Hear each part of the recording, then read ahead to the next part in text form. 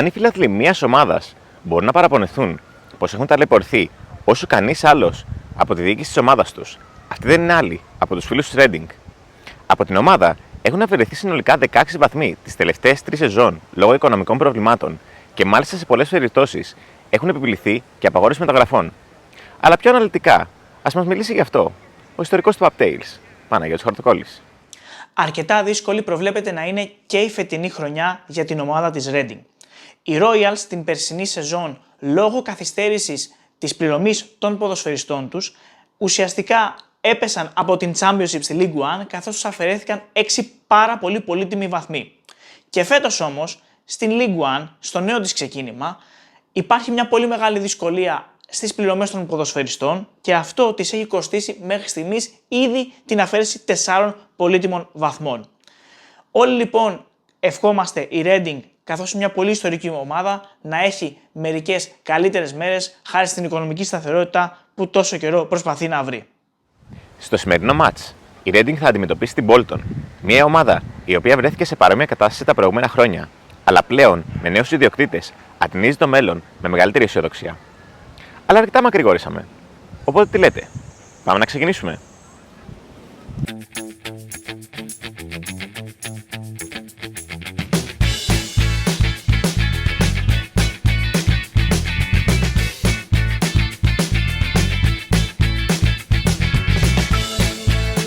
Το Reading βρίσκεται λίγο έξω από το Λονδίνο και συγκεκριμένα 20 λεπτά από το σταθμό Paddington, κάνοντας το έτσι μια πολύ καλή εναλλακτική για τους ποδοσφαιρόφιλους που δυσκολεύονται να βρουν εισιτήρια στις ομάδες του Λονδίνου. Το Reading είναι η μεγαλύτερη πόλη στο Ηνωμένο Βασίλειο που δεν έχει το city status. Με λίγα λόγια, η πολιτεία δεν την αναγνωρίζει σαν πόλη. Μπορούμε να πούμε πως αναγνωρίζεται σαν κομμόπολη. Σε περίπτωση που έρθετε στο Reading, φροντίστε να έρθετε από νωρίς για να κάνετε μια βόλτα στο κέντρο της πόλης, το οποίο μάλιστα έχει και μια αρκετά όμορφη αγορά. Σε αντίθεση με τα περισσότερα γήπεδα στην Αγγλία, δεν υπάρχουν pubs κοντά στο γήπεδο της Reading, αλλά μόνο στο κέντρο της πόλης, όπου οι επιλογές είναι αρκετές. Εμείς επιλέξαμε την Monks Retreat, στην οποία συγκεντρώνονται αρκετοί φίλαθλοι της ομάδας πριν από τα παιχνίδια.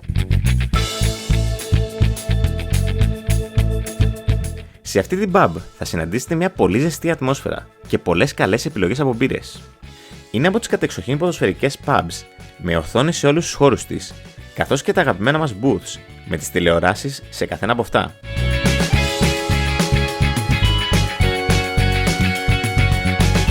Όσο και να ψάξαμε πάντως, δεν βρήκαμε αν υπάρχει κάποια παραδοσιακή pub για τους φίλους της Reading, αλλά η συγκεκριμένη είναι μια επιλογή που προτείνουμε.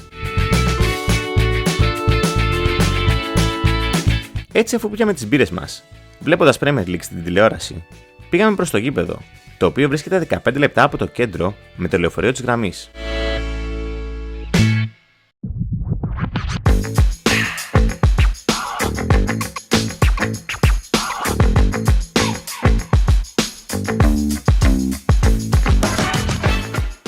Δεν ξέρω για εσάς, εγώ μεγαλώνοντας θυμάμαι τη Reading στην Premier League και ένα πράγμα που θυμάμαι χαρακτηριστικά είναι το όνομα του γηπέδου να είναι το Madejski Stadium. Τότε, εγώ νόμιζα ότι το Madejski είναι κάποιος χορηγός τύπου Emirates Stadium, αλλά στην πραγματικότητα, μετά από χρόνια, έμαθα ότι ήταν το όνομα του John Madejski, του ιδιοκτήτη της ομάδας, από το 1990 μέχρι το 2012, ο οποίος γλίτωσε την ομάδα από τη χρεοκοπία και έφτιαξε το γήπεδο αυτό για την ομάδα κυρίως με χρηματοδότηση από τον ίδιο. Έτσι το γήπεδο έχει πάρει την ονομασία από τον τότε ιδιοκτήτη. Το γήπεδο βέβαια σήμερα και για τα επόμενα 9 χρόνια θα έχει το όνομα Select Car Leasing Stadium και το όνομα προέρχεται από μια εταιρεία την οποία την κατέχουν φίλαθλοι της ομάδας.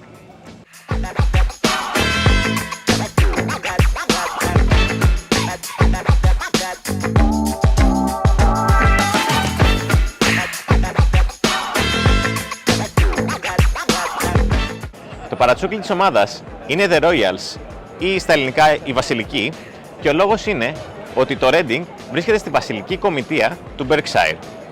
Το παλαιότερο παρατσούκλι της ομάδας ήταν Biscuitmen ή αλλιώς οι μπισκοτάδες και ο λόγος ήταν ένα εργοστάσιο μπισκότων το οποίο βρισκόταν στην περιοχή.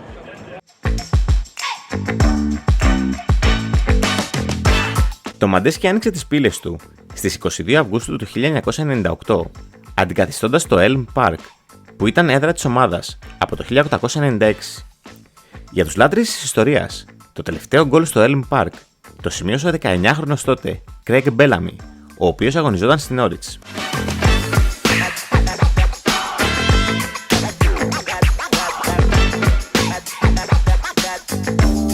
Έξω από το γήπεδο στις ημέρες των αγώνων υπάρχει και μια fan zone με πολλές τίμιες επιλογές φαγητού σε περίπτωση που δεν θέλετε να φάτε εντός του γηπέδου.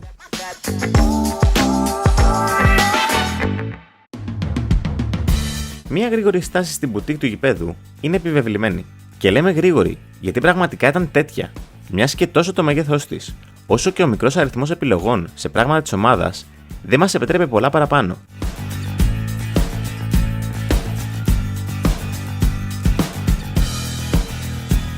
Η φετινή φανέλα της ομάδας είναι αρκετά ιδιαίτερη, μιας και εμφανίζει τα γνωστά αξιοθέατα της πόλης. Δεν φτάνει όμως στα επίπεδα ομορφιάς της περσινής, η οποία σε συνεργασία με το Πανεπιστήμιο του Reading εμφάνιζε στο μανίκι της γραμμές οι οποίες αντικατόπτριζαν την αύξηση της μέσης θερμοκρασίας στο Reading μέσα στα 151 χρόνια ζωής της ομάδας, θέλοντας έτσι να καταδείξει το αποτέλεσμα της κλιματικής αλλαγής.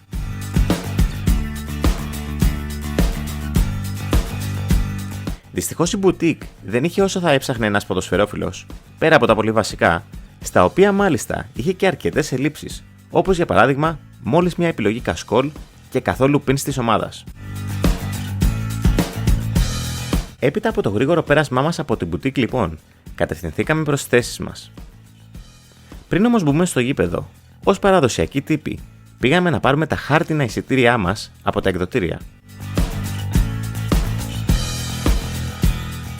Ωραίο το 2023, ωραία τεχνολογία, αλλά σαν τα χάρτινα εισιτήρια δεν έχει.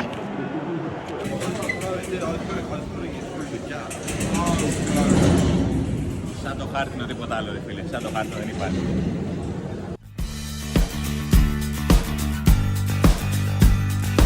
Το Μαντέσκι έχει χωρητικότητα 24.161 θεατών και το κόστος κατασκευής του ανήλθε στα 50 εκατομμύρια λίρες.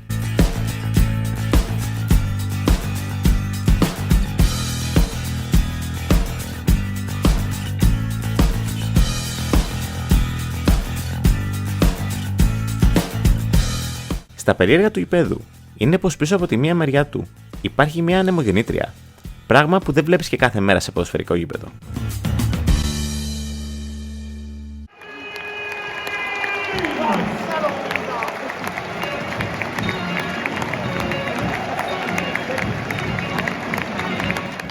Όπως αναφέραμε και στην αρχή του βίντεο, η Reading είναι μια ομάδα που έχει ταλαιπωρηθεί όσο καμία άλλη επαγγελματική ομάδα τη φετινή χρονιά στην Αγγλία. Έτσι, και οι φίλαθλοι στην αρχή του αγώνα διαμαρτυρήθηκαν τόσο προς τη διοίκηση της ομάδας, όσο και στη διοργανώτρια αρχή την EFL, πετώντας μπαλάκια του τένις στο γήπεδο, έναν αρκετά συχνό τρόπο διαμαρτυρίας στα αγγλικά γήπεδα.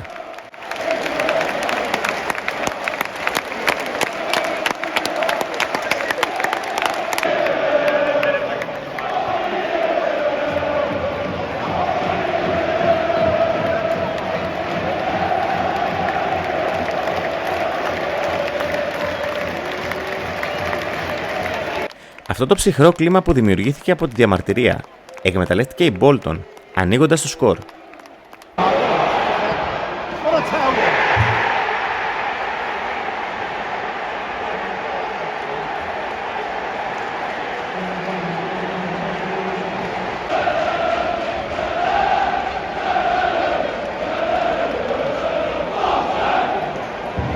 Η Bolton έχασε και άλλες ευκαιρίες, χωρίς να καταφέρει να βάλει δεύτερο τέρμα.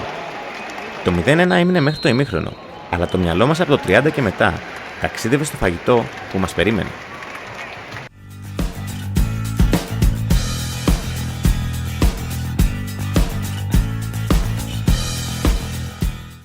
Τώρα που έχουμε ημίχρονο, έχω να πω ότι αυτό το γήπεδο είναι πραγματικά κρίμα, αλλά πραγματικά κρίμα που είναι τρίτης εθνικής.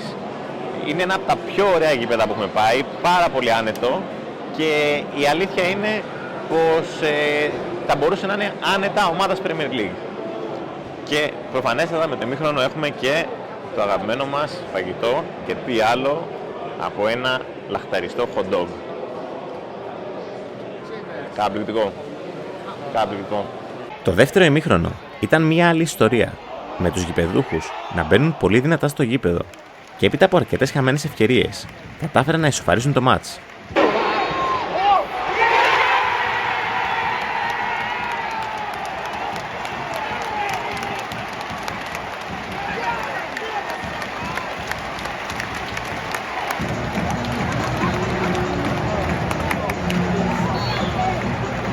Η πολύ όμορφη ατμόσφαιρα που δημιούργησαν οι 13.000 φίλαθλοι οδήγησαν τη Reading στο δεύτερο γκολ και την ολική ανατροπή.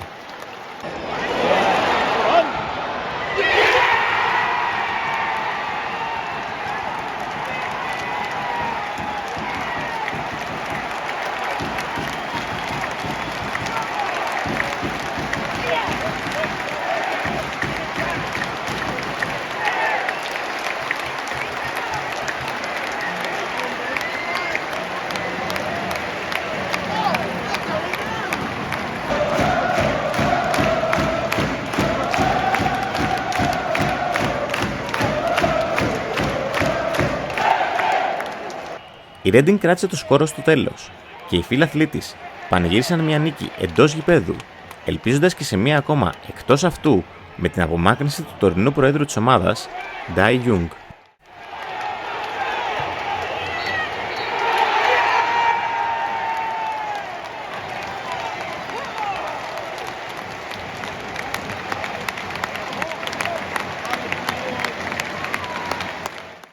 Στην αξιολόγηση του γηπέδου, ξεκινώντας από την μπουτίκ, ήταν η μόνη απογοήτευση της ημέρας.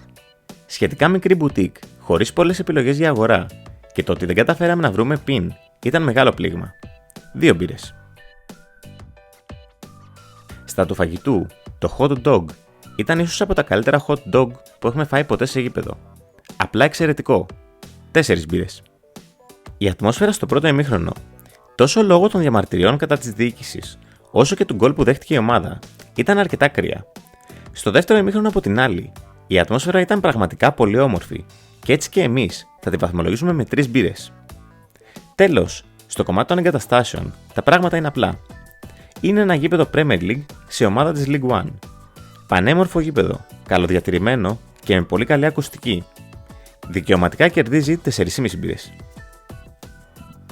Με 13,5 μπύρες, η Reading τοποθετείται στην 1η θέση του πρωταθλήματός μας. Αυτή ήταν λοιπόν η εμπειρία μας από το Reading. Αν σας άρεσε, θα χαρούμε να μας κάνετε ένα like στο βίντεο και μια εγγραφή στο κανάλι μας, καθώς και να μας αφήσετε ένα σχόλιο με το ποιο γήπεδο θα θέλατε να δείτε σε μελλοντικό επεισόδιο Match Days. Τέλος, μπορείτε να μας ακολουθήσετε στα social media, τόσο σε Facebook και Instagram για καθημερινό περιεχόμενο πάνω στο αγγλικό ποδόσφαιρο, όπως και στο Spotify για τα εβδομαδιαία μας podcast. Αυτά λοιπόν από εμάς. Μέχρι το επόμενο Pub Tales βίντεο, να είστε καλά, να πίνετε μπύρες, να βλέπετε μπάλα και να διαβάζετε Pub Tales.